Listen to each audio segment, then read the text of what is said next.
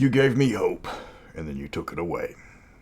That's my opinion on the topic of today's remasters, the twin modules Arena and Legions of Thyatis, DDA 1 and 2. The basic modules were a mixed bag. Some were set in the known world, like Veiled Society and Night's Dark Terror. Others were just generic modules you could slot in anywhere. The D&D Adventure series was a short-lived line of 4 modules that went all in on known world settings. These modules expanded the nations they were set in, gave us fresh perspectives that broadened their backgrounds, and immersed the players in the game world. Well, at least these two did. I can't say much about DDA 3 and 4. Then the line was cancelled, and what was a promising bunch of adventures was tragically cut short. Welcome to Mystara. I'm Mr. Welch. And does it amuse you when I say biggest dickus? The Dungeons & Dragons adventure line followed the basic series of modules, where 2 adventures each showcased a different nation from the Gazetteers. Thyatis was first, specifically around Thyatis City, where no published adventures had been set before. The Karamikos line would follow shortly afterwards, but they weren't up to the same level of quality, which kind of says a lot. And the DDA line died with the 4th module. These were the last modules written for BECMI, which was replaced by the Rule Cyclopedia years later. Both modules were released in 1990, both written by Douglas Niles of Tall Tales fame, and the cover art is by Braum of Dark Sun fame. If I were a betting man, I would say that the cover art was recycled Dark Sun. But I got it backwards. These were recycled for future Dark Sun books. This art is the original. David Dorman did the original art for Arena, while Dave Simmons did the interior for Legion, though he doesn't get any credit on that page. Dark Sun players, don't ask about all the metal weapons on the cover. Before I get into the modules, let me give Arena some major accolades for fixing the Rake class. This was originally a variant of the Thief, presented in Dawn of the Emperors, representing a more rapscallion than a cut purse. In exchange for losing your pickpocket skill and backstab ability, you gained the ability to be lawful in alignment. Yay! Not the most thrilling trade-off. Arena presented updated rules, and this time, trade-offs for those lost skills. Now you get a +1 to your charisma, and you can use your hidden shadows to try and dodge attacks. You declare you're taking an active dodge, and when you are attacked, you make a hidden shadows check. If successful, the attack misses. You can't dodge ranged attacks or magic, and the skill is capped at 90% for the purpose of dodging, regardless of its actual level. Everything else is still identical to the Thief's abilities. A better improvement for the class all the way around. Then, for some reason, Legions presented the original class as written, so if you allow it, stick with the Arena version. These are considered starting adventures, and they have a lot of advice on running these modules for the DM. Both modules duplicate the introduction of playing in Thyatis City, and while redundant, they help the DM understand the background of the nation. It's good advice, and it's quite immersive. It reminds you that Thyacian is the spoken tongue, and Common is a trade tongue that instantly identifies you as a foreigner or a dimwit. Not that there's much difference of that in the locals' eyes. All coinage used is Thyacian. Money from different nations is flat out refused by merchants. All prices are stated in Lucen, the local gold piece. If players don't actually speak Thyacian, they will be marked as rubes by many locals, including the big bads. Remember, in Mystara, national tongues are important, and all characters start with their local tongue. Learning a new language is just as simple as putting a skill point into it if you're using those rules, so it's not that hard. One minor note is the module is from a Thyacian point of view. Everything uses their terminology. Immortals go by what the Thyacians call them. Coinage is referred to by its actual name, not gold or silver piece. The module is designed to help the DM, but only to establish the setting that the adventure is in. It represents the day-to-day life of Thyatis City well, but doesn't go into much detail on running adventures outside the scope of it. I've got some warnings before we start this adventure. First, get ready to practice your Byzantine Greek with these modules. While the vibe and setting are very much ancient Rome, the naming structure and various snippets of Thyacian you're given have a solid Greek base. While you might be thinking of naming your characters classic Roman names like Ginormius Genitalius, Hornius Dogus, or Sleptus with my Daughteress, you will instead be meeting people like Helenitis Austeropolis or Justinica Christitarius. Good luck getting those right on the first try. Actually, Rubus, how the hell do we pronounce these correctly? Greetings, ladies and gentlemen. This is Rubus, and well, Glenn asked me to review some names that were supposed to be of Byzantine descent, but they're not apparently, at least not all of them. And as far as I know, because as you may know, I'm Greek, so Glenn asked my help. Well, if any of you has any more knowledge about this, let us know. I will be very glad to know more about these things because I'm interested. I also write comics, aside of drawing them, so I'm very interested in that. The first name is Angelarian Canolocarius. I don't even know how to pronounce these. It's difficult even for me. I don't know about Angelarian. Angelarius was a Slavic disciple of some Slavic scholars back in the day in the Middle Ages, Cyril and Methodius. It's probably a different variant of that name. You know, they probably made it more sound more epic or medieval or fantasy. You know, Angelarius, Angelarian. Canolocarius. Now, I don't know what that means. I mean, cannolo was from cannoli. I don't know.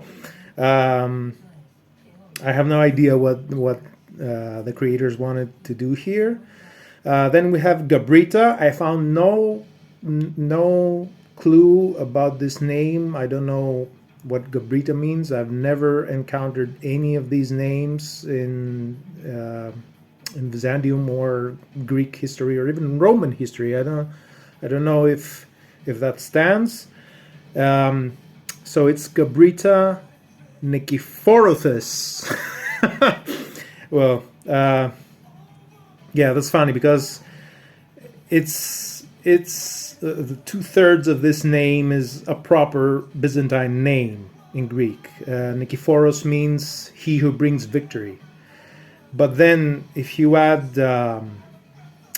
thus as I don't know, Nikephoros, I don't know what that means. But Nikephoros is he who brings victory. So 2/3 of this name stand. Then we have Theodoric Demetravarius. Once again, Theodoric is not a Byzantine name. Theodorus is. Theodoric is, if I'm not mistaken, a Visigoth king, and is very common to Visigoth history. So Theodoric is not a Byzantine name, is a Visigoth name. Demetravarius, now, again, the first half of the name is Greek. It's from goddess Demetra, or Demeter. You may know her from ancient Greek myths. She was the goddess of earth and prosperity and all that. Various, I don't know, they might have taken the ending of Stradivarius, you know, the violins. So they made a very strange mixture there. That word, Demetravarius. It's hard to pronounce. Too large of a word. Phaedra is 100% a Greek name. She was a character in an ancient Greek tragedy.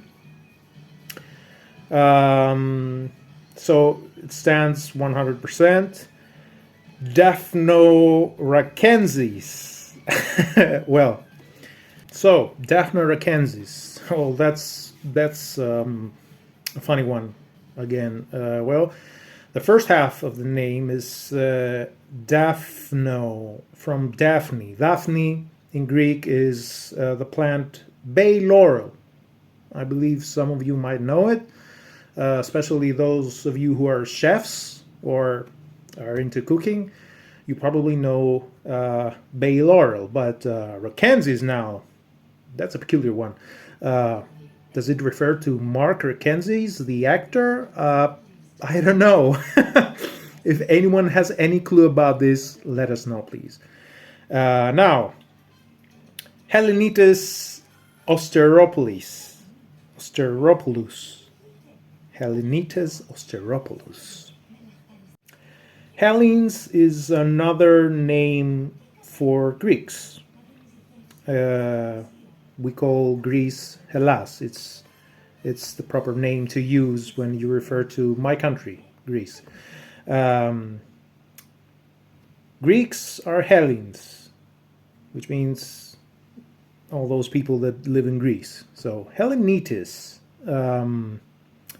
could be from the Greek name Helen, There was a male name in Iliad called Helenos.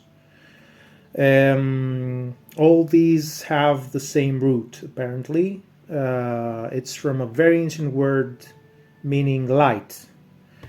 But Hellenitis, I've never encountered this before. It might exist, but it's probably not. And Austeropoulos, I have no idea what that means. It's not Austeropoulos, it's Austeropoulos. God, who thought of these things? I can't even pronounce these, and these were supposed to be Byzantine Greek. Austeropoulos. Osto is the bone in Greek. Austeropoulos. The only thing I could find about it is osteoplast, which is a medicine for bones. But other than that, I don't know what the hell this means. So again, if anyone has any clue, please give us your help. That's it as far as I'm concerned. I don't know if I helped any way. This was fun.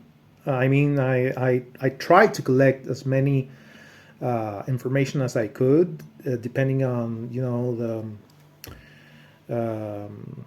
the parts of these names, the words. If anything means something different, I don't know. Well, but I couldn't find anything. If anyone has any scientific knowledge on the names or could help with the origins of these, let us know. Thank you. It was fun. Everybody say thank you for our surprise Greek lesson from our bald, beautiful Byzantine barbarian. There's a background to the adventures involving the immortals and some schemers that never directly affect the players. This was supposed to be for later adventures for the DM to utilize, but for the sake of the module, these come across as wasted spaces. If you don't intend to continue the plot line, the DM can ignore it. Lastly, you get thrown into the gladiatorial pits. The setting is literally the title of the first module. If you are playing with a wizard or non-fighting type, they're in for a bad time. This is quite hostile to people who can't take a hit. Warn your players regarding this before you start the module, or else the people with 1d4 hit points are going to be making new characters sooner rather than later. The very premise of the first adventure starts with a continuity snarl, because of course it does. The big bad wants to manipulate the gladiatorial games by drugging rival gladiators with Zonga and betting against them. Those familiar with the story of that drug already know the problems. Zonga's effects hit wizards like a hammer, but non-spellcasting types not so much. It's got a pungent odor and an unmistakable taste. You aren't spiking somebody's food with this. It would be like trying to roofie somebody with Tabasco sauce. They would immediately know. The quick fix is just to make it another drug, change the name, and give it the same effects. Nothing too strong, just a sedative that makes rival gladiators sluggish in the arena. A drug that doesn't taste like skunked beer. Now, having fixed that issue, it's time to move on. The party needs to be foreigners when the adventure starts, as native Thyatis will be familiar with many of the dirty tricks the bad guys will try, and worse, have actual civil rights as codified by law. People not from the Empire don't have the same rights, making it easier for the villains to exploit. The start of the adventure is a railroad, and the players have no way to get around this. After some minor adventure to set up the reason for the players to be at the swanky Thyatis party, they meet some of the players in this game. Here they experience the famous Thyatis treachery firsthand. Enter Maximitus Christatarius, who needs to recruit the players to be gladiators because his stable has been decimated by Zonga poisoning. He tries to get them to sign a contract, but the players will likely refuse. If one does sign up, they get a nice room instead of a jail cell. Everyone else gets poisoned and wakes up in a room full of other gladiator slaves. No saving throw, no warning, just plot-mandated railroading. That part will get some players rather upset, as you can imagine. If you want a more plausible explanation, stick with the old-fashioned sleep spell. Then it's Railroad Central, as the players are forced to run a dungeon below the Colosseum with limited armor and weapons. Well, I think they do, and that part of the adventure is rather vague. It says that they return your armor and weapons, but only those that suit a gladiator. You can use the gladiatorial styles from the Mystara Player's Handbook if you want, but many of those weapons don't have a Beckme equivalent like the Great Club or the Kasari, so wing that if necessary. As I warned earlier, it doesn't say anything about holy items or spell books. Go run the dungeon, but pay attention to the warning about not going too far. There are monsters after a specific area that are way beyond the power of the starting characters, but they will be warned about them first. There are a lot of areas mentioned in this module that don't make any sense. Shadow Elf equipment dropped in the dungeon despite them being a considerable distance away. There's a tunnel to the Hollow World somewhere below Thyatis City that is never mentioned again. Just ignore those and keep playing. The adventure ends when the party escapes, which is easy because somebody forgets to lock their cell. Accidentally. Then random thugs attack, claiming the party has become troublesome for certain parties. This is a straight-up brawl. The party has no weapons, but neither do the thugs. The module does give half a page on unarmed combat rules to help the DM run the combat, which would have been nice if they would have included in the rule cyclopedia later.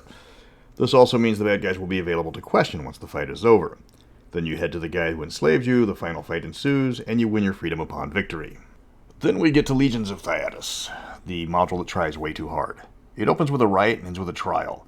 In the background, the Immortals are involved, and there's some sort of conspiracy with an aspect of Loki that the players will never learn about. It has huge chunks of information on Thyacian lore, which, while appreciated, takes up huge portions of the book. There are biographies on Thyacian senators, which take up 2 pages, and the rules for the Thyacian judicial system are included, just like they were in Arena. That module didn't have any reason, rules-wise, to include them, so that's even more wasted space. There is a significant chunk of the logistical makeup of the legions, which should have been in Dawn of the Emperors. Seriously, that should have been its own book for Thyatis, and then another separate book for Alphatia. A lot of this seems to just be stuff that was cut from the Thyacian part of Dawn of the Emperors. The start of the adventure involves a Haitian legion being unleashed on the gladiators who were rioting over poor treatment. This is a bit contrived, as gladiators in Thyatis have a long list of rights given to them by Thincall, who famously was a gladiator himself. Normally they would complain to the proper authorities and things get sorted out. They aren't all slaves, and mistreating star athletes is an excellent way to turn the crowd against you. But so the adventure can happen, somehow this doesn't. Cue the party running through the catacombs to get a message to those proper authorities, and then we get to part 2 of the adventure, the trial. The proper authorities contact the Emperor, who is off doing Emperor stuff, who then orders a stop to the killing of the gladiators. The party will present their evidence of who was responsible for mistreating them, and more than a few murders, and then get ready to present evidence. The prosecutor will be played by the characters, or at least they get to decide what the case against the bad guy will be. A character will also play the villain's lawyer. Just ensure that if you have a lawyer in your gaming group, they don't hog the spotlight either way. Let them play the judge. Trust me on that one. The charges against the bad guys are numerous, and the party doesn't have to prove all of them. Some of them get him executed, others get him reduced to slavery, and others just imprisoned or stripped of rank. Cue Revenge Adventure Hook. The best one is getting him reduced to a gladiator, and then tossing him against the same gladiators he was having killed in the riots. That's the Thyatis modules. They are a real mixed bag. If you want more information about life in Thyatis, they have oodles of fluff concerning life in the Empire. If you want a high-quality adventure, there's issues. Railroading, sudden theme shifts, grossly unfair fights, punishing spellcasters, and lots of repetition and player resources make for a pair of disjointed adventures. Not to mention there are a lot of typos in the second module, such as reading about the Bake class. The player sheet on Thyacian laws is duplicated in both books, and is even put on the pull-out section twice in the same page. If you're looking for these books to complete the set, or if you want to get them for the useful Thyacian lore segments, which I will admit are worth it, the prices vary. You can usually get them for about $50 for classic modules. I've seen them go as low for $20, but that's rare. And there's a $5 PDF of them if you want to save money. Your choice. Next we go to the penultimate remaster, and one of the ones I've been dreading the most is the Karamikos part of the DDA line, Eye of Traldar and Dimrock Dread, modules that just didn't live up to their potential. With Dimrock Dread being the shortest module in the Beckme line, I am going to try to finish these before moving on to other videos because I said there's only 2 remasters left. I said I would do 1 a week when I started, and that I would be done in a year. That was 3 years ago. No more putting it off. Until then, age tuum negotium.